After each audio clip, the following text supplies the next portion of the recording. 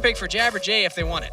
Yeah, I assume San Francisco is going to be pretty straightforward with what they've been doing before. It's been a lot of the 80-centric focused bans. Really, I think they're trying to force. Ironically, I think they just keep trying to force E forward onto Ezreal because it does lack somewhat of that early game. Of course, it does scale decently to the mid game. A little bit falls off late game. But keep him pretty well contained to his safe laning phase. And even the Rek'Sai ban, they're not afraid of there being no choice from a hero. He's going to have something to go to. And that's why it's so hard to target him in the ban phase.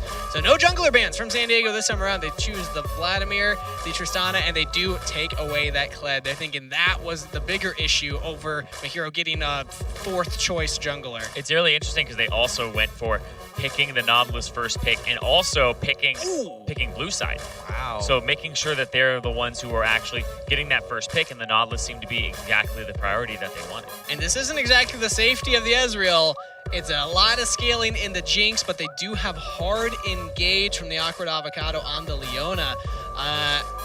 I'm not sure if I'm sold that this is the answer. This is, again, focus on the late game, but maybe if Leona can get Moby Boots, you can start to look around, but you can't just leave this Jinx alone in that lane. So we'll see how that 2v2 plays out. San Francisco going back to a tried and true classic in the Mordekaiser. They didn't get a win with it in that game 1, but they still like it as a pick. Well, they got it in game 2, and they won with it, right? True, so, yeah, I think making it so that this is the exact same draft for them, pick for pick so far for San Francisco. They're just running it back. This is exactly the same. So it's on San Diego to change because it just looks like San Francisco will do the same thing if they're allowed to. And there's banned away the last 2 champions that haven't been picked. But this is a change I like to see. They grab the Olaf, a very aggressive early game focused jungler, not somebody that's easy to bully around and kind of throw around.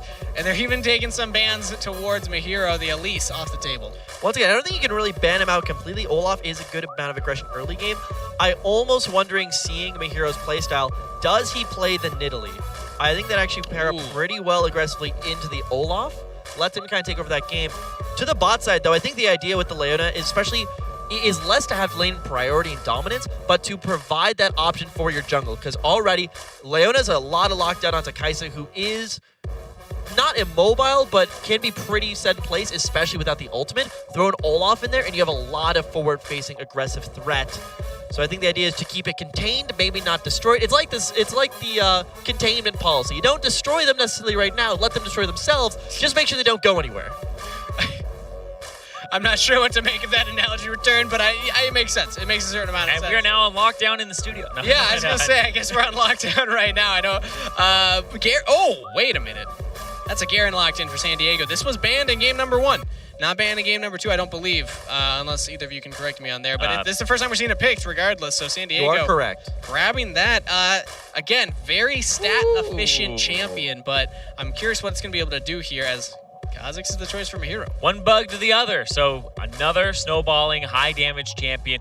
Less CC this time. Yeah. Up against the Olaf, though, Kha'Zix actually has a decent matchup. It comes down to, outplaying him because he wants to be solo a lot of times early, and he does have low HP when the jungle, and Kha'Zix is very bursty, right? And it's like a weird, kind of, you burst and then you stop for a bit and then you burst again, and that's good against Olaf because you don't want to slowly get him down because that's how he sustains back up, right? You want to burst him down, and that's exactly what Kha'Zix does. Yeah, and even when I mentioned Nidalee, it is that same style. You burst, wait, burst, and just look for the aggression.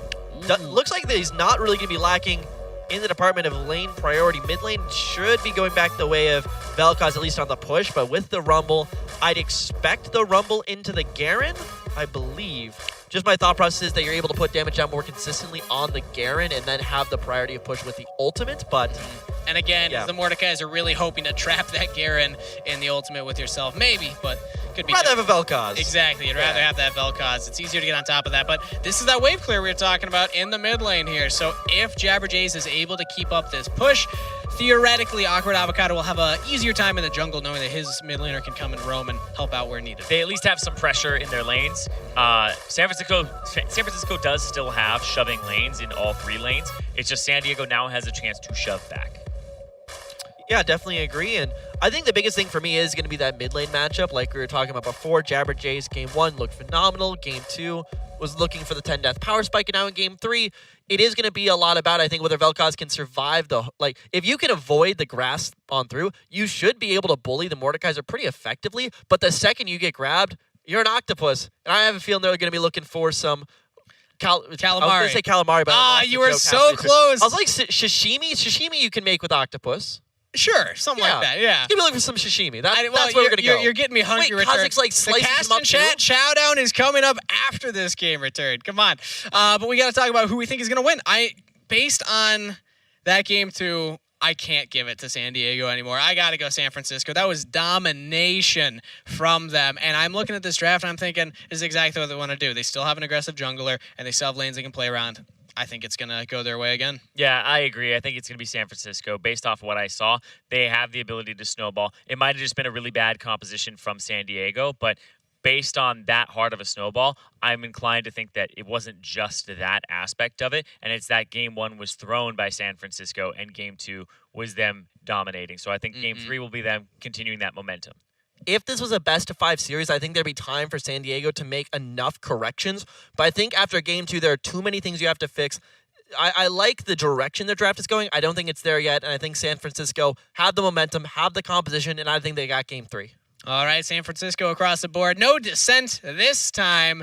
I don't know what my prediction rate is for when the analysts agree with me. I feel like it's already worse, but we'll see what San Francisco is able to do here and San Diego as we're ready for game number 3, loading in onto the Rift to see who will go into the finals and match up against Pepperdine University.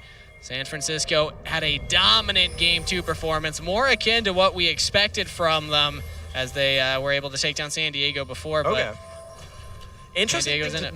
Sorry. And it's an interesting thing to note here as we stumble a few words. That is the Rumble mid lane. So that is the Doimi special. That is Predator mobility in the mid. So the idea is you just want to push out, roam elsewhere, join fights. But given that you're against the Vel'Koz, you do have to realize that the second you leave that lane, it's coming right on back. Yeah. It's really hard to keep that push on the Vel'Koz. Well, Vel'Koz is really funny into Rumble because Rumble just has to avoid the E, and otherwise he can speed himself up. He can slow the Vel'Koz down more than the Vel'Koz slows him. And then if Vel'Koz ever just raw ulties, then you ulti right on top of him. That's when you cook the octopus. Ooh. So then you get that grilled... throw it on the grill. Grilled calamari. I don't know how you prepare calamari. Is it grilled? Is it boiled? I do not know. Steamed? Fried is what I'm fried? hearing. Fried? Yeah. Okay, fried calamari. Yeah, that makes sense. Yeah. I've heard that before. Fried calamari. Those words sound like they go together. Yeah. Calamari's fried. If you're putting on sashimi, then you don't really cook it at all. No. But we're seeing Mahiro. He did go for that jungle bag. I was explaining this earlier on where a lot of times junglers will drop a ward early back to get that sweeper. Exactly what Mahiro does here. So they have that ward in the Pixel Brush, but still has the opportunity to go elsewhere around the map and look for early plays. Make sure he's not being tracked. Is this a potential steal? Against Spear Tracks. Oh, that might have been like that was definitely single digit That was health. really close. That would have been devastating if that went over, because Can we get a replay? No. I mean, maybe, but just to see how low that health bar was. Awkward Avocado even smited that, I think. Yeah. Maybe. Yeah, smite is missing, so that was a smite. Unless he smited the Gromp right away, but yeah. Strange choice. You want to be low as Olaf. Yeah. Wait, did he use both of his potions too? Looks like it. Yeah, no charges in the potions left. Okay, so I'm starting to get some questions about how much Awkward Avocado has played the Olaf now. Again, for anyone not aware of the champion, attack speed, lifesteal increases the lower your health is. So I feel like you're speaking directly to Awkward Avocado now. Just like, hey, buddy, get yourself some low. But hey, he's losing some health to that red buff, so will still be a terror. So apparently it was only 4 HP is left. 4 HP left on that blue buff. Yeah. That is insane. But it was not meant to be for Spirit Tracks. Would have been a great early game, but Mahiro actually getting bullied around by those Raptors is able to clear them out. He's Going for a single target clear. champion. Single target champion. He wants to go for the full clear here. Should be able to take this red buff. Has the smite, so no concern there, but I like this. Just going for the farm game early on. You want to hit some items so that you can burst these squishy members down like the Vel'Koz, like the Jinx. Yep. And Vel'Koz will a lot of the time, or sorry, Kha'Zix will usually farm against the Olaf to get to level 6. But look at this. K-Pulsar doesn't have a ward down, does not. Oh, wait, okay. That's a big wave he'd have to walk through. I think that was what eventually pushed him off, because if your mom Lowell walked through that wave, he's probably already half health just off the minion auto attacks. Because that was probably about a wave and a half, if not 2 waves, basically stacked on top of each other. You know, I'm thinking about it more and more, and I'm like, the Awkward Avocado, well, I talked about it in Champions League, where the Kha'Zix has a good matchup into the Olaf, because the Olaf usually gets low during his clear, and then Kha'Zix shows up, and he's like, here's a Q, and kills him. Okay. So he probably wants to stay really healthy. It might just be a paranoia thing, where he's actually sacrificing clear speed for making sure he's not getting invaded. Mahiro is just setting up a camp right now. He waited. With those little timers on the map now, it's easy to do this. And it is important to note that Grompa is, I believe it's now the highest XP camp in the game. Especially because they took Krugs down, so... Oh, look at Awkward Avocado. Might find a gank here onto Flow in the mid lane. The knockup is Flash. Don't know if Awkward Avocado really wants to keep this chase going. Oh, that's a decent chunk back towards the Olaf. Cool. But they get the Summoner spell. That's definitely feels good for San Diego. Kha'Zix is going to hang out by the Wolves and wait and see if he actually goes for them. He'll give him a few seconds and say if he's actually going for it, then he'll fight. If he's not, he'll go take him. Yep. Is able to take those away as Awkward Avocado completed the back. Definitely afraid of Mahiro catching him in the jungle right now. And this is going to put Mahiro up 3 camps over Awkward Avocado. The XP alone, you got to track that. Once Mahiro hits that level 6, gets that first upgrade, that's going to be a big power spike for Mahiro there. But so far, it's pretty even in the game. No crazy early game like we saw last time around. Is that a Dragon Rush? I think it is. You have to be careful because I believe Flow's controlling the mid lane. Okay. Just a word. I would have liked the idea here. Keep an They eye. might want Jinx there. Keep an eye because, look, you have Kha'Zix roaming up to his topside jungle. There is vision up there. So I'm thinking that once Miro actually comes in his topside jungle, they may immediately start it, but only Will if they he's spot him? caught. I don't think they'll spot him through there, yeah. It's a good ward, but it's not going to see if the Gromp is being taken. They're going anyway. Still do it. All right, that's a bold call right power here. of deduction. Kaga and Spirit Tracks are in the area, but they can't stop it. This is a successful dragon take from San Diego. Yeah, I'm not sure if that ward by Awkward Avocado right there had spotted him when he walked through the first time. I thought it did. Otherwise, I think Mahiro would have headed towards the bottom side of the map. Yeah. Because he also had some... Oh, Jabberjays. No flash available, and Mahiro says, I'll take advantage of that, trying to take him down. The final bit of damage from Flo will get first blood, but it's answered right back. Awkward Avocado's got this wave. He feels confident to chase down Mahiro, who confident enough to dive. Doesn't look like it. Yeah, but Awkward Avocado doesn't actually pick up the axe when he initially throws it. If he picked it up, he probably gets 1 or 2 more tosses in and gets the kill on the Kha'Zix, but doesn't quite find that. Definitely playing this game a lot safer. Like we'd mentioned before, of course, with the HP, reducing his clear speed, even like not going over the wolves because he knew that there was a possibility that Kha'Zix could be around. And even the mid lane, like, okay, I could go for this play, but if I mess it up, I give a kill back over. It's not going to make him a carry point on his team, but at least right now, it is keeping Mahiro from just taking over the game like it did in game 1.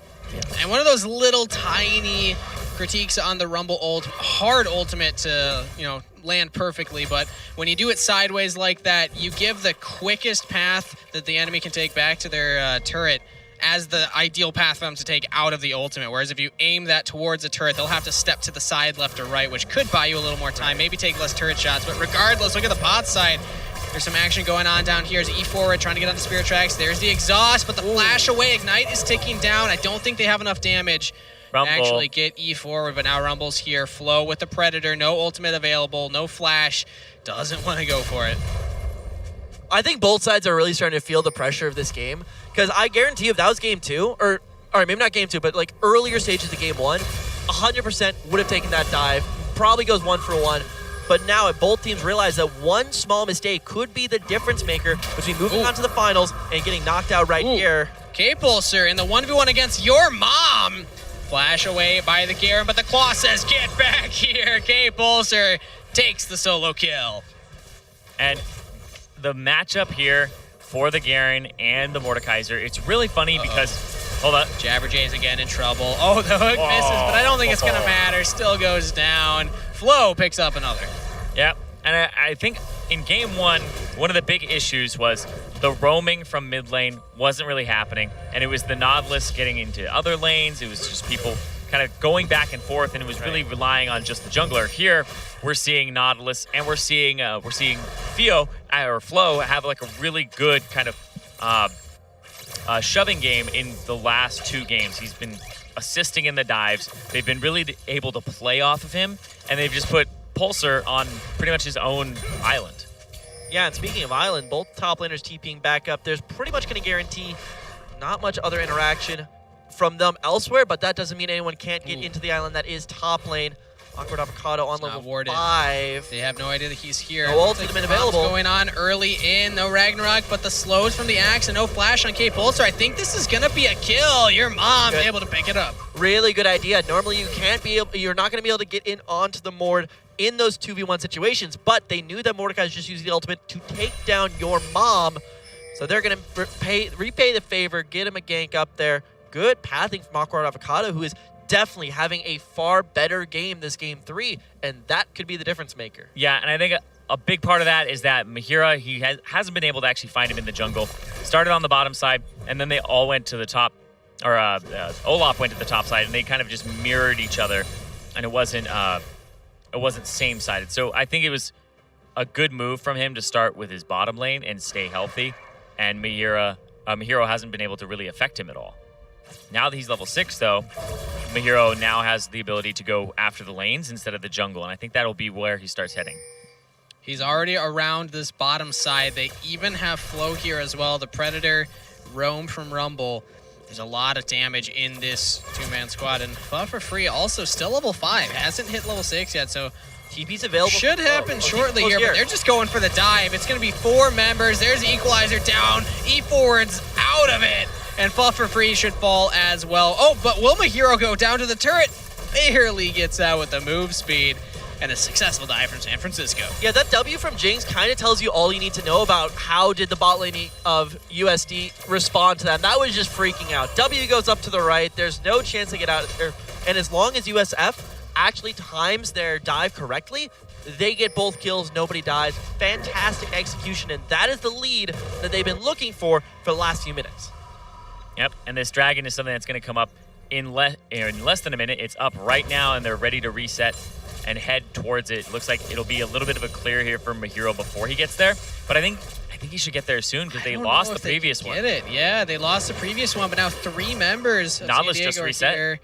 Nautilus just went back, but Flo is there with the roam. Maybe this 2v2 and Kaisa coming in. No ulti from Flo. Jabberjay has the ult, though. He's on the backside. Speartrax has ult as well, so this could be a straight 3v3. Oh, Jabberjay gets some damage in. Onto Mahiro. Almost. He has the burst. Now Flo trying to turn it right around. Flash out again from the knockup. But now attention turned back onto the dragon. All 4 members, minus the top laners from each team here. How is the fight going to go? Ragnarok to disengage. I think that just might be it, but Speartrax wants it. He ults in and gets the kill, even gets heal out of E-Ford. It was just barely too late to actually save Avocado's life. They got the dragon, but I don't know what more they can get for this. I feel like San Francisco can really put some pressure on mid now. The 2 dragons, again, going over to the team that is like not likely to win the game. The first 2 dragons seem to go over to people who are just trying to actually, stay in the game early and not focus on kills as much, or can't focus on kills. Oh, speaking of kills, probably another one we're about to see right here. E-Ford has the flash available. Will he need to use it? Fuffer Free tries to throw out the ult to knock down the Nautilus, but can't get it. E-Ford still barely alive, but Fuffer Free will fall. Oh, and E-Ford, you got to be very careful right now. There's still dive potential. Even with Avocado here, there's also Flo, also an Equalizer. Throwing it down onto E-Forward. The flash has to be used. Isn't even enough. Yeah, it is. Is able to get out of that one with no Leandry's completed on Flo at this point in time. So still, they get him out there. Oh, I spoke too soon. Speartrax with a snipe. Yeah, need to be careful because here comes Miro. Now Jabberjay also getting poked down by Miro, bursted down rather. Where's the next W? Can anyone turn this fight? Miro actually misses the kill onto Jabberjay's, but Awkward Avocado will go down. It's a trade as Flo goes back and is able to TP in. Give him another. Yeah. Oh, Wait. Spirit Charge. Wait, what? Oh, he's still down. He's still alive. Everyone's died. Everyone's living. I don't even know what's going on right now. So There's just people. So Spirit actually almost got caught out channeling his W with the ultimate. I have zero idea whether Vel'Koz actually saw that or not, but that I think he was just ulting the bush to try and get him. almost was real good, but unfortunately not at the end of the day. I was going to say at the start of that is the danger of taking exhaust in the bottom lane, especially when you have someone aggressive like Leona. Because if the enemy team has Ignite and they are able to overcome your exhaust and get those early kills, the exhaust is actually less and less efficient in those fights. Because what's better is the best defense is what I'm trying to say. The best defense is a good offense. It's not always the biggest wall. They're going to find a way around the wall at some point. If you have a giant gun that's keeping them from using their giant gun, that's going to be the best way that you can defend. Mutually assured destruction. Yes, there you go. That's why There's I think a term for I that have a very one, Cold War vibe going on here today. Yeah, we've had a lot of references there. Yeah. It's feeling like this war is pretty one-sided, if we're being honest. Yeah, San Francisco 5K up at this point in time. Right. Looking dominant in this Game 3 and looking to be the favorites going into the finals here. Unless San Diego can pull a rabbit out of a hat, this game's looking pretty tough to win. Well, maybe not a rabbit, but about 3 more dragons may be required to be pulled out of the hat. You know what? They got a good track record of those. They do. They got 2, and the best part is, with Windrake, the Mount and the Wind Dragon's Soul gives you bonus movement speed on the ult. That is fantastic for Olaf. Everyone else, maybe not as much, but here's another play on the top side. Mahiro might be there a little late. K-Pulsar does go down, and Awkward Avocado is tanky with that Ragnarok. Mahiro has to flash away. They're trying to chase him down, trying to get that damage. Mahiro's able to turn it. Your mom might not even get this kill. Mahiro still has a jump, but can't quite get there. Your mom's able to just walk him down with these autos. Finally cleans him up. And I think that was also the ultimate there. Didn't get an assist, but red carpet. Here we go on the bot side flash forward. There's nowhere to go for this Jinx. Buff for free will fall as well. Flo might die. Nope, there's the reset with the stopwatch. Beautiful play, but another teleport. Can your mom get anything for this? Flo has to get this blast cone. Can he do it? Yes! Barely makes it out to safety. And a really good roam from him. Saw that the Vel'Koz went to the top side. Immediately he's on the bottom side. Predator allows him to get around so quickly. This Rumble mid is actually really entertaining because he's just showing up, laying down ultis, and he's almost like a second ganker. 5-1 and 3, definitely putting in the work right now. Game 1, it was all about Jabber Jay's Syndra. It was all about this mid laner coming online and really running away with that lead. But in this Game 3, it's the opposite story for the mid laner of San Francisco here. Flo, he's the one that's pushing out this wave. He's the one that's affecting these side lanes even more so than the Vel'Koz. Yeah, and right now, the side lanes are being affected, but at the same time, it's this dragon that's coming up in less than 30 seconds. Awkward Avocado, and everybody else is pretty much reset. No TP's top. K-Pulsar might be walking down, though. He's pathing this direction. Yeah. This could be a 5v4 around the pit. They would be sacking that top turret for it, which would be first break. That's a decent amount of gold influx onto the Garen, but I don't know. Yeah. And the fact that Avocado is on this side of the map means that there's zero chance that they can respond to this whistling like a herald. So this is the perfect play for San Francisco. When you have the advantage, you want to use it every point you can. You want to be able to strong arm your opponent into getting absolutely nothing. All right, a little bit less than absolutely nothing now as there's a tower that goes over, but still that same point. And now this game's going to really start to feel more like University of San Francisco versus Garen than it is University of San Francisco versus San Diego. Garen is 2-1, has the Trinity Force completed, so going for that aggressive Garen build. We saw the 1v1 go in the favor of K-Pulsar earlier on in the game, but I'm curious at this point in time who would actually win that. It feels like Garen's at that point. Wait, they're just going to go again? They're just doing the same play onto E forward. There's the Equalizer, stuck under it for days, and Buff for free should fall as well. At least they answer one back onto the support, but just time and time again, Flo is not letting this Jinx play League of Legends. Yeah, you pick Jinx, they're going to pick that into you, and now you don't have a good time. There's no Thresh, nothing to save him. They went full-on offense, and they are being punished for it heavily. And in any other situation, that actually would have been... Nope. Might get our answer for that stat check right here. Your mom makes it easy and takes out K-Pulsar. Yeah, in any other situation, I was going to say the bot side trade where you lose 2 members on the bottom side, you get Herald on top lane, and more importantly, you don't lose anything else for that bot lane trade. It can be seen as either an even-ish trade or slightly in favor, depending on how you use the Herald, but we're at the point in the game where, like, even the Herald I don't really think is exactly what San Diego needs, so it's almost the luxury of being so far ahead that you don't have to worry as much about some of those slightly disadvantageous trades. But could be what eventually does open the door back for San Diego, but this Jinx is a long, long way to relevancy. They're not playing around the Jinx right now, though. They're playing around this Olaf. Oh, there's the rocket! No! From downtown! E4 says, I'm still in this game, Gets everybody. the shutdown. Here it comes. Here comes the throws. All right, we just need like 10 more of those, and we're back in it, boys. Yep. 3,000 is the goal differential, but if they take out this turret here, that will definitely help out. Oh, it might just be a team fight. Mihiro's getting onto the back line. Can you take down E4? This Jinx is getting assassinated by Spirit Tracks. Fell for free, trying to buy time for the team. Can't even take it down. Kaga 21 barely left alive, and the turret doesn't fall either. Yeah. Just add insult to injury. We even see Avocado die on the back end. That was San Diego staying a little too far. Yeah, but that was good from San Francisco. Even though they didn't have the numbers to fight that, they were at a disadvantageous position. Right. They still went for it. They still tried to make the play. And I think that's good because they needed to get something back there instead of wait for the other team to either make another play and win or lose. Right, and I mean, Jabber Jays wasn't really in position. E4 didn't even have the Infinity Edge during the beginning of that last fight, so just go ahead and pick a fight into it. It's basically guaranteed that you're going to be able to walk away, even if Flow is off and away. Yeah, the key items were not available for San Diego. Feels like they can ease up a little bit. They don't have to push any leads that they get too hard. Sometimes you just take the gold, you just say, okay, we're going to let the Jinx scale.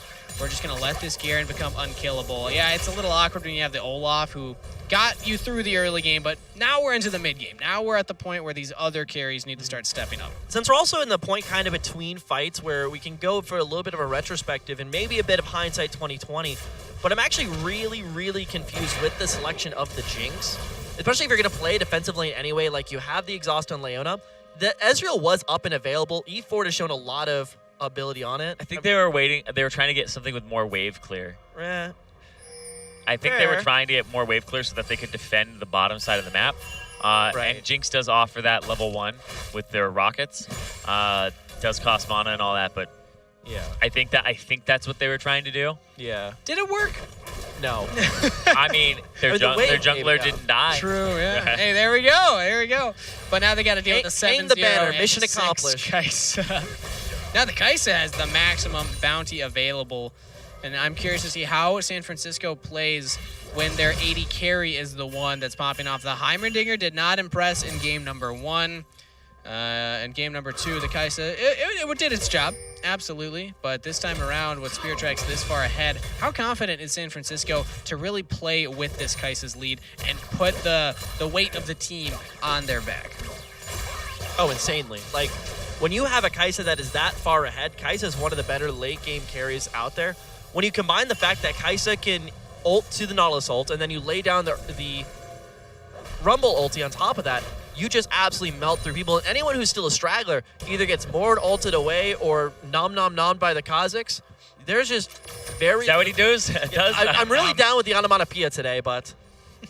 A slice. You slice it up, you get into the bite-sized pieces, and then you eat it. So what evolutions does he have? He has R, and You can see just based on the character I think it's R and W. Yeah. Wow. Yeah, it's R and W.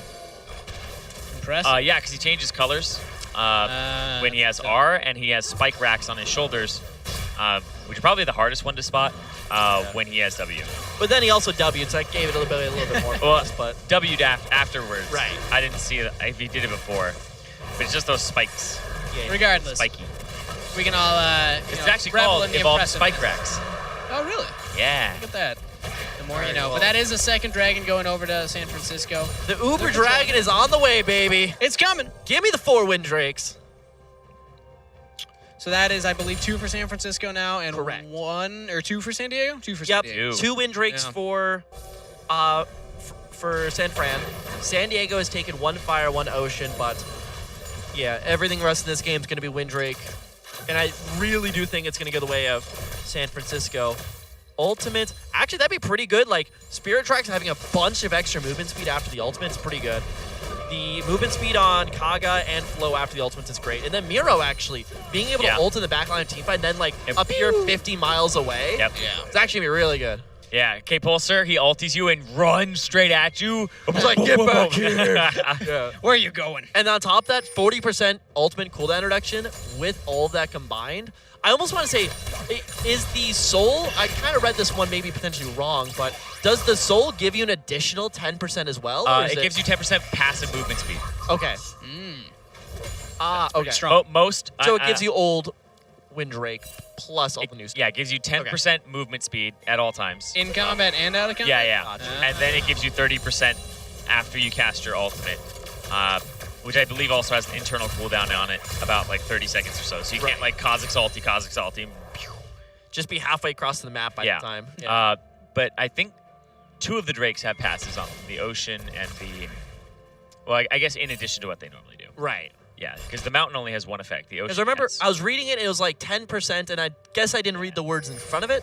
It's like, why would I want to read it when I can just feel When the I can dragon? just yeah, exactly. Feel the power in your hands. Happy It to see surges the- through my veins. Happy to see the spectators highlight the turrets right now. A lot of them very low, middle and top, as well as mid turret, all about to fall. So as soon as a fight happens, as soon as a pick happens, you got to imagine that will turn into an objective afterward. And we're looking at E4, this Jinx, the scaling. Just checking in. 2 items are completed, so you're getting to that state. He's not losing that much. Like, that's how I'll put it. I'm not going to say he's doing well. Yeah. He's just not losing that much compared to before. So he's in this game, he has the 2 Jinx item power spike. Oh, whoa. But this is a burst coming in. Oh, wait, my hero. Oh! Actually, wait. Stopwatch. Is that it? I think that was There's a W from the Jinx. That was a Equalizer dropped down. E4. I think he can actually get out of that. He meant to hit his potion. Probably. But now, Awkward Avocado awkwardly gets caught out there. Has to pop the Ragnarok. Still has the Guardian Angel available, but that ultimate cooldown will feel pretty bad as the Baron has been started up here by San Francisco. They have a Kaisa, and they also have isolated damage from Kha'Zix. This should be their Baron. And they know there's no flash on Olaf, so... I don't think San Fran even know this. I mean, they know that they got Miro so low that the potential for a steal was there, but no, they're just going to give it clean over. Yeah, Baron will go to San Francisco. San Diego at least get that mid turret as a consolation prize, but that's all that's going their way right now. They're not going to have to deal with these Baron waves pushing in. And I don't know if they're going to be able to defend this mid turret at this stage. Yep, I think that one's going to go down pretty soon. Even with the Vel'Koz damage on the Ws, the minions are going to be able to take it. It might die to this wave. Yeah. I don't think it'll die to this wave, will it? That Yeah, it will. It will. Some damage. The Yeah, there we cannon's go. big. Cannon's big. MVP. Yeah, but the Jinx, Seal completed, so getting towards that third item. Could be the Rapid Fire, could be the Phantom Dancer. the way that I see San Diego winning this game is a good Leona ultimate, empowering the Jinx because they're connected with the Zeeks, and then somehow killing Kaisa because she has a massive bounty on her head. And if you, she's not very tanky, so if you can use your superior range and actually reach her and deal a lot of damage, then you'll be fine. But also keep in mind, Jinx with Conqueror can be pretty nutty with the explosions on the Q and also the Runan's Hurricane. So Jinx actually becomes a sustained monster later in the game. And it's very hard to kill her if she picks up something like a Bloodthirster on top of it. And it seems like right now she's like that one little push away from turning into that late game stage. Yeah. I'm sure 700 gold shutdown bounty onto Spirit Tracks would go a long way towards that.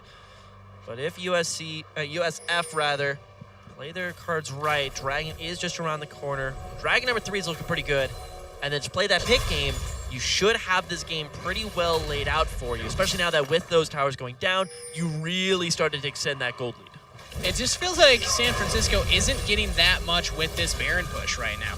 They're pushing in the waves, sure, but outside of that, they're just trying to set up traps. Now your mom could be in some trouble as K-Pulsar drops him into that ultimate. The teleport coming through as well, flashes over the wall, just trying to buy time, but now you're in a 1v2 situation.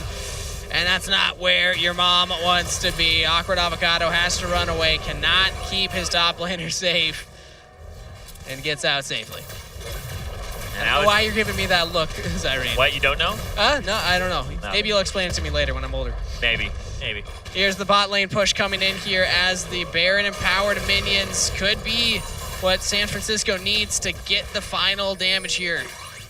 Get the final push onto this bottom turret, take it out, and go for an inhibitor. Opening up super minions on the map would feel great, but maybe winning a team fight would feel better. Flo just jumping onto E forward, but Buffer Free buying a lot of time, and look at the damage coming in from Vel'Koz. They're able to take down just the Nautilus. The hero could be in trouble. E forward still outputting damage, still running forward, gets it there. Spirit Tracks can't get the kill, and a triple to E forward. Oh! Almost gets the quadra kill, but Flo is the only member of San Francisco to limp away. Oh my god, I said that that's the only way they win this game is if they can't reach the Jinx, and if she's able to pop off on the tail end of the fight. They don't take this slow.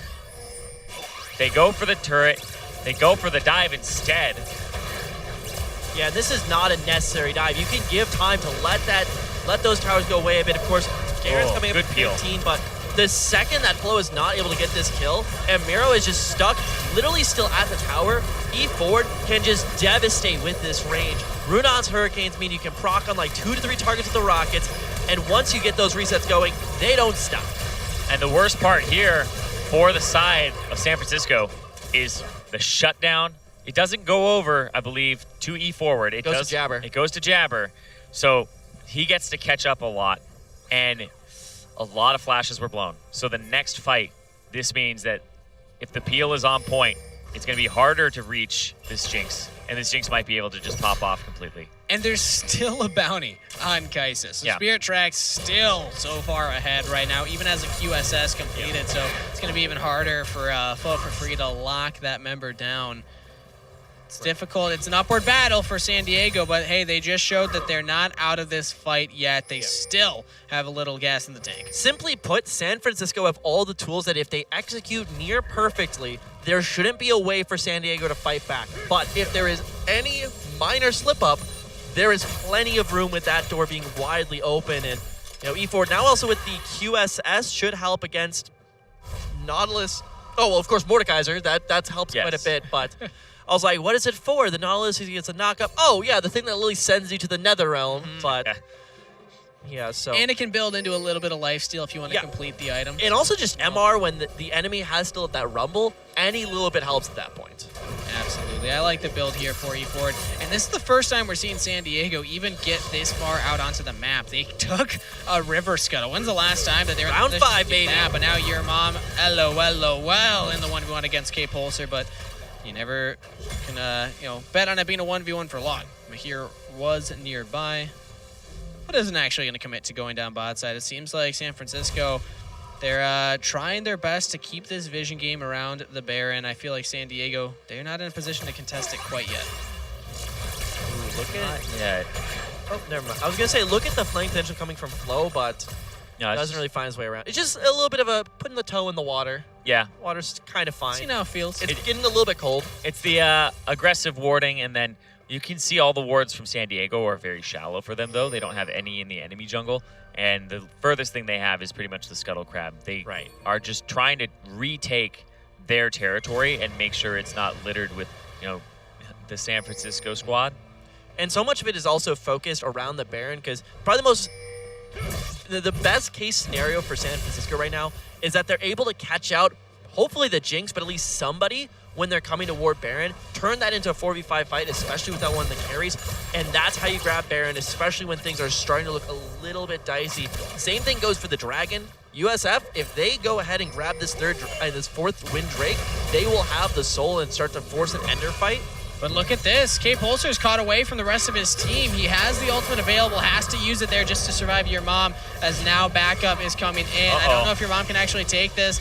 But for Free, looking to disengage from the Nautilus, but your mom is in trouble. Here we go, Awkward Avocado. Can you chase him down? It might be a trade of kills, but look at the stopwatch. Keeping K-Pulsar alive will finally fall. E forward. E forward. Much damage. Look at the lockdown from the Leona. Flow's gonna fall as well, and this might be the fight that USD needed. San Diego are right back in it as a double kill is picked up by eForward. Where did Spirit Tracks blow the ultimate? I thought he was going to immediately jump onto eForward, but it just was not up. It was not available. That single-handedly could have won the fight for USF, but they are going to be giving this dragon away, bringing us to the sudden death Drake. Drake number 7 is going to be on the board here in just a moment's time. Do they respond with Baron? Do they have the They don't have the jungler, but... This is such a tilter for San Francisco. After the way game 1 went, they had the early game, then they lost it. Game 2, they dominated, and now game 3, again, similar story. Early game was all for them, and think about what they're playing for. We heard Mahiro say it in the interview. A win here means that their school will start to recognize them. They want to be more than a club team. They want to be a collegiate powerhouse, or at least be a name at the table. And losing all that here by giving over the victory to San Diego, giving up this lead, they still are in it though. They have 4,000 and they're taking out the Baron. I was like, their control ward didn't see that ward. Careful. Yeah, E4's got to be careful, but so do members of San Francisco. It seems like San Diego, they're confident by herself. right now. Oh, E4, no! E-Forward walks too far forward, is able to get back away, but already chunked down. Can the rest of the team do anything on the back? Kazakhs takes down the Jinx, and now it should be San Francisco's fight. Buffer free. Caught away from the rest of the team. Can't do anything to help them out. Flashes away, will still go down. And all members besides Awkward Avocado will fall here. San Francisco, they take their fight. And the Jinx by herself, just the panic. They didn't group up. They didn't wait. And they weren't approaching the fight correctly. And he blows his summoner spells. And it's going to be even worse. Awkward Avocado trying to see maybe he could look for a steal, but there's just no way you're actually going to get it. Guardian Angel popped, and now he's caught between 2 members of San Francisco. Can't take down Flo.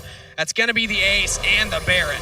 So they know Jinx is on that side. They see her with the ward. She knows that they see her. He saw it go down. The Leona's not in front of him. You know what's going on. Why are you walking without the Leona in front of you? And the biggest problem there is that it was a choice for E4. Easily could have wrapped around at about the same time, been with Jabberjays, been with the tanks, but that one decision could come back and haunt the side of San Diego. That could be what cost them the game right there, because Baron buff is definitely going to be enough to get at least 1 inhibitor. If they can make a multiple, they can absolutely cripple the ability for San Diego to even leave their base. It might cost him the game, but it's definitely going to cost him a few RP and Blue Essence to change his name to Walk Forward. That was Face Check. I think Face Check is the best summarizing name. But has the Vampiric Scepter now, so now as long as you can get past those nerfs, get past that point in the game, and not let it affect your mental, E4 is still in a good position to output insane damage in these team fights. But if San Francisco can play this one right, this is their 2nd Baron. It's seeming like it's in the bag for them. Although last time they had the Baron, they also overstepped under that bottom inhibitor, so it's always hard to tell just how aggressive this team is going to go. Patience is going to be the name of the game. You need to set up the right play. You're not that far ahead anymore where just existing wins you the fight. You need to just lock down everything onto E4. If you land those ultimates successfully, especially now that E4 does not have a flash, you should be able to just clearly win the fight and win the game. But anything short, and you are putting it back up in the air. It doesn't seem like they're grouping together for a push. There's awkward resets here. San Francisco didn't all back and reset at the same time. K-Pulsar just went back and is coming out, but hopefully they can catch these waves. They're only putting priority on the top half right now. Mid is just meeting in the middle. Bot lane dealt with by Awkward Avocado, and I don't know if San Francisco's really making the most out of this. I don't think they are, but I think the caution's really setting, especially now we're at the point where one play makes or breaks the game. Something I need to see, though, is the opposite of caution. I need to see a little bit of bravado coming out from Spirit Tracks.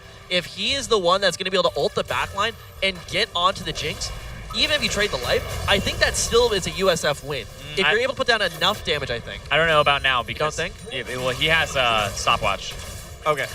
Oh, yeah. I would say that window is a little bit closed here for the dive. Oh, yeah, Four it items is. completed on E4 plus the stopwatch. it all comes down to this Jinx. We got to track, how does Mahiro get on to the Jinx to assassinate? How does Flo drop the ultimate? How does Spirit Tracks follow up? There's so many abilities and opportunities to take down this Jinx, but so far eForward has been doing a good job of kiting out and avoiding those. So can San Francisco keep their heads on level? Probably Drake 4. Yeah, they lose the Baron buff. They didn't even get a turret for that. Actually, no, they did get the tier 2 top turret, I believe, but... Now, this is going to get really dangerous. If you remember in Game 1, University of San Francisco lost the game off of indecision on dragon fights, whether to burn or whether to turn. If they mess it up here... This is going to be gone before they even get there. But does San Diego want to take the 5v5 team fight? It doesn't look like they want it. They're 9K behind still. Even if you have the Jinx that's ready to fight, sometimes it's better to just do it when your opponent is They have 4 Cloud. 40% CDR, 10 passive movement speed, and then 40 whenever you ult. That's insane. That's a lot. That Kha'Zix is going to be zooming. What would you rather have, 4 Cloud or 4 Infernal? Oh, Cloud that by far. In Cloud. Game 1. Cloud. Yeah? Mountain, I would still take Mountain Drake over all of them, but between the two, I'd say definitely Cloud. I could literally troll with my ultimate and it would be back up. Yeah. Yeah, Flo can just kind of throw this out whenever he feels like it. Honestly, I'm curious to see what the cooldown is on the Rumble. Everybody is. You're just like, oh, what is it? You may legitimately get like 2 off in a fight. Yeah. If it's a long enough fight, for sure. Especially if you're the one that's starting the fight with it. Right. I guess it would probably be something like... It's 33 seconds. Yeah, I was going to say like 30-ish. Because especially in a fight where E4 uses a stopwatch, you might actually get close. It would be like a hard cleanup. It wouldn't be in the middle of a fight. But some of these ults coming up twice in a fight may legitimately save a fight.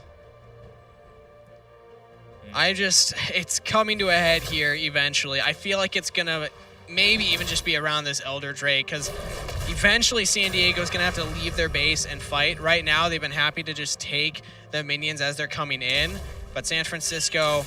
they're not willing to push too far after what happened in that bottom inhibitor. It's either going to be someone steps too far forward and is caught out, or there's the dragon fight. I can't see it really ending any other way, but maybe it's just another Baron here. San Francisco, this would be their 3rd of the game. I'm getting flashbacks to game number 1, Zyrene. Do you think we can beat that time at 50-some minutes? Oh, I have no idea. I have no clue. But the Elder Dragon usually puts a stop to the game. Generally, it would. Let's see, 70 seconds for the Rumble Ultimate at maximum rank. He has a decent amount of CDR. It's a small amount. So you'd imagine this is probably around a 30 to 40 second ultimate for the Rumble. Yeah, and the producers confirmed 33 seconds. Oh, it was literally between 32 and you said 34, right? I don't remember. I said 32. I was like, yeah. I was a guess. Wow. No, it's right there. Yeah. That but sorry, Price is Right rules. So Price, I went above, so I don't get it. Fair enough. No. It seems like this is the Baron that's going to be going over to the side of San Francisco yet again. They do secure that, and oh no, is this going to be it?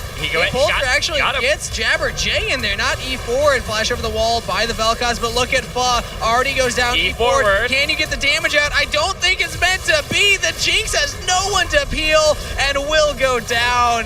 That's a fight that San Francisco needed. As soon as they take down that AD carry, they're gonna win the game. Only Awkward Avocado left up to defend. Mahiro, he wants it. You heard in the interview how important this win means to this team. It's the start of their journey to being recognized by their school, being more than a club team as they march down these turrets, looking to take it down. Awkward Avocado mounting the last defense, doesn't actually pop the GA, so he'll be alive to watch Nexus go down, but University of San Francisco will take the game, take the match, and they're going to the finals. 2-1. It's a repeat of the score that they had against them previously. Still a victory for them. Once again, San Francisco pretty much proving that they are the better team and that they deserve to be in the finals. And that's a really scary thought because they looked very dominant in their wins, but then there are a lot of hiccups there. And they're going to be going up against Pepperdine. And they even said in the interview, Mahiro said that they played against Pepperdine. They took scrims off them, but they also threw a bunch too. Yeah, it didn't seem like he was the most confident in, we can take down Pepperdine in a finals. But that's what we're going to see. That was beautiful to watch from San Francisco in that final team fight. They were able to get that Jinx isolated from the Leona. Pha was too far up, trying to get a ward over that Baron, but at that point, you're away from your team. And as soon as you can actually lock that Jinx down, she didn't have something like a Thresh. She didn't have anything that could keep her alive like you were highlighting. There was a time where the Jinx was way too far ahead of the Leona, and there was a time that the Leona was way too far ahead of the Jinx. It was just, there's this balance that you have to strike with the team and the positioning, and it just seemed like the punish from San Francisco was on point because they always saw the opportunity whenever that happened. So does this mean that Leona needs to change her name also? What would that one be? I don't know. Yeah. Warding forward, something like that. I'm not sure. But San Francisco, it was a grueling journey to get here, to say the least. I mean, the thing that I was happiest the most about was their adaptation in the drafting. It felt like there was never a time where they were out of ideas in the drafting phase. I mean, it was only a best-of-3 series, so it's hard to really get to that point. But after the Heimerdinger failed for them, they just said, look, we're just going back to the Kai'Sa, back to 80 carries on the bot lane, and an aggressive jungler that can make plays More damage. happen. More damage. More damage for everyone. So I'm hoping that they can keep that lesson going forward into the finals against Pepperdine. To break down that victory even more, we're going to send it over to Returned. Thank you, guys. And there's only one play we could possibly go through, of course. It is the way that the game ended. It is the pick, it is the team fight, and it is the separation that ended up winning the game for San Francisco. Now, first thing you got to know, if you were watching that game, you should know, but this game is teetering on a knife's edge. 1-1 team fight with about 50-second respawn timers means the game's over for whatever team is able to find the ace or at least find the early kills. And with that, you got to know for San Diego, the only goal is to keep this champion alive and fighting. It is the Jinx. If she is alive, you're probably winning the fight. First thing that was coming through, though, is that San Diego was caught off guard by this Baron. You're catching it right here, right now, that you see the vision ward go down, or the sight ward, rather, the trinket ward. They're able to see the Baron as being the big point trying to be alluded to. 3K left on the HP bar. You got to know at this point, unless you're willing to commit some serious flashes, that Baron is gone. So the first thing you got to be thinking about is the fight ensuing. Go ahead and play this one out. Unfortunately for San Diego, they don't really get to that point quickly enough. It gets into about 500 taken away, and this is full retreat mode. San Diego, the number one thing you can do here is set up a line of defense. Put as much beef between your Jinx and the enemy team as possible, but as you're going to see, a lot of really weird routes start to come on through. Pha goes up, away from the Jinx, taking herself out of the backline security detail. Similar things. You have, I believe it was either Avocado or somebody over on the backside leaves this way. You have Jinx moving around, and then as you'll see in a moment, the Garen steers way clear as well. And San Diego not being able to set up that defensive line ends up biting them in the end. And go ahead and play this one through. And it's not only the fact that you're splitting up these members, but the fact that it is the recognition from San Francisco that this is happening, especially now that you can see Garen has left the fight. Pha is trying to rejoin. Avocado's going away. Jabbers, can't really blame Jabber. He's in the middle of the shadow dimension. But there's nobody here to peel for E forward, so we're gonna let this one play on out. And once that is recognized, it is just all hands on deck, jumping on through. The only defenses available are up here and not with the Jinx. And it's a fantastic follow-through from Miro. Almost poetic that it's Miro's kill that ends up ending the game out, given what had been happening the last few games. But that was a hard-fought victory for San Francisco. All of my commendations go to the San Diego team for sticking it that long, but only one team's going to be moving forward. We're going to go back to the desk to tell you about it. Yeah, I think it's a tough way to leave a San Diego, but I think they can leave with their heads high. They put up a fight against San Francisco. They brought it to 3 games, and that game 3 was close. Based on how the early game went, I thought this was going to be another San Francisco stomp. They were going to keep that ball roaming, but we hit a point where San Diego was able to stall it out. And to hear more about that, we actually have the jungler Mahiro on a call so we can hear from him himself. Thank you for joining us again, Mahiro. I love that painting behind you. I just have to say, I did get to say it earlier in the first interview, but right off of that victory, how's your adrenaline feeling? Are you good? Have you checked your pulse? I just checked my pulse. It's really pumped right now, actually. Yeah, it always feels. First time playing on a big stage is always fun. Yeah, playing in front of a large audience is sometimes really nerve-wracking. But it seemed like, game one, was that nerves? What was happening there in game one? I think game one we kind of like got overconfident about ourselves. We didn't talk much at all, so the thing just got worse and worse. So after the first game, we're kind of like, okay, guys, let's focus back. What do we ban? What do we pick? We can punish them, their jungler, because of his jump pools, and if we force him to play Gragas, and we track him well, we should have get the games easily. So it seems like you did your research. That's good to know. Yes, we did. Let's see if you've done your research on the next team you're going to be up against, Pepperdine, in the finals. What are you thinking about this matchup? What are you thinking your odds are? It's actually pretty interesting because we wanted to play against Pacific, but Pepperdine is going to be quite interesting because their roster changed from the last time that we scrims against them. So they have better players right now, but we did also improve from the last scrims. So I think this is going to be a good finals for everyone to watch.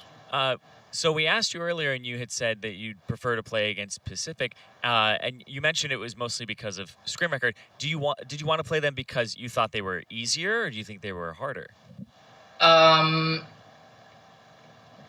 don't think anyone is hard at all. They're not that good. We're also not that bad as well. Okay. Well, I mean, honestly, the hardest opponent that San Francisco seems to face is San Francisco. Yeah. Yeah. True. We did through a lot. That first game was interesting to watch. That one happen. All three games you had the early game. So who's really like the decision maker when you're going from the early game plays to the mid game plays? Who's the shot caller of the team? It's mostly me and our mid laner Flo. I usually call for like the gangs and jungle checking because I pretty much know everywhere that he's on the map at any given times. So like for the second game, we did know that the path that he cleared. So and we also have the wards right there, just more guarantee. And our bot was having a priority with our mid as well. So after the first pick in the bottom side, that was pretty much a win for us because we keep tracking him over and over again. All right, well, happy to hear. And congratulations on the victory. I know how much this means for you and your school going forward, so best of luck as we look towards the finals. But that is it for the semifinals. Thank you, Mahiro, for joining us for a second interview in one day. What a guy. I hope that you ordered some Grubhub because we're about to chow down and chat about Grubhub as well. I'm curious. Mahiro, do you know what food won? Were you following on Twitter? You have an excuse not to. You're in a game. It's fine. We'll figure out shortly. But thank you so much for joining us today. Thank you for having me again. Thank you. Appreciate it. Okay. All right, what a guy. Happy to see the success come in from them, and I'm curious to see how they match up against Pepperdine in the finals. That's going to be coming up later today.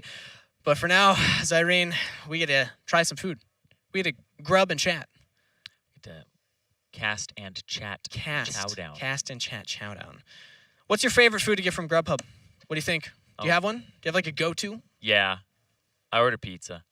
Pizza. And I know it's mostly because the pizza place. Oh, thank you, Grubhubby. It's mostly because the pizza place that I like doesn't do delivery normally. See, that's the best part about Grubhub is when they don't do delivery, you can still get it for a very reasonable price. This is a beautiful box. Normally. Wait a minute. What is this? Wow, is this the Greek food? I'm not. Wow, I don't think that's Greek. I'd venture that this is not Greek on here. I don't know what Zyrene is seeing. Oh. I was hoping they'd do a zoom in on that one. But it's Greek to me. It looks Greek to you? All right. Did they get you a vegetarian option? Yeah. I got some sushi. Oh, I would imagine they would. If they didn't, then that's cruel. So make sure that everybody joins in by clicking on the link down below so that you can get your discount code, $12 off the first order of 15 or above. So if you want to try some sushi with us, I don't know where this was ordered from. Bento? Something like that? It was ordered off Grubhub. It was ordered off Grubhub, absolutely. So make sure that you join in and hop in with that. I gotta try this. Also join the Grubhub Perks program for even more Grubhub deals. You can go onto the app, check out everything that they have. Usually partner with other different restaurants so you can get all kinds of discounts. Are you ready to try this out, Zyrene? Yeah. What did you get? Oh, you got some noodles. I got udon.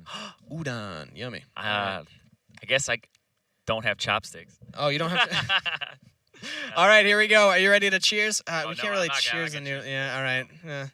Ceremonial cheers. Thank you, everybody, for joining us today. Good. I just put too much food in my mouth. I did the whole thing. That was aggressive.